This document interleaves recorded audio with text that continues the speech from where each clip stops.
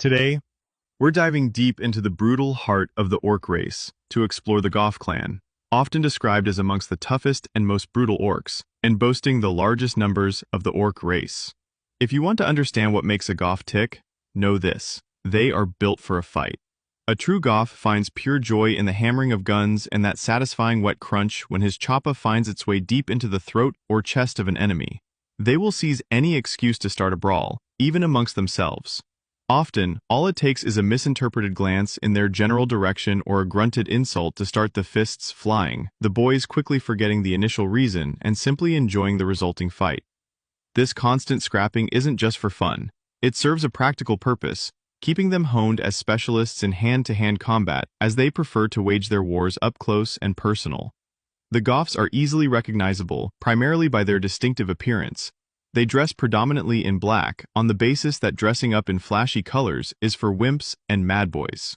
Their clan emblem is a bull's head, which they use because they feel a kinship with bad-tempered, violent, and flatulent beasts. You'll often see them sporting horned helms. These aren't just for show. They're a symbol of the clan's aggression, and can even make handy weapons, making a headbutt or head-first charge even more vicious. And here's a key Goff philosophy. They are disgusted by the concept of camouflage. Not only do they consider deliberately hiding from a fight cowardly, but they also simply cannot comprehend why an orc might not want to have a go. When the Goffs go to war, the ground shakes to a stampeding thunder of steel-capped boots. Goff-dominated warbands are notorious for the sheer number of orc infantry they muster. All it takes is the hint of a good fight, and the Goffs appear in droves, flocking to any war boss who can promise them the chance of opening some skulls.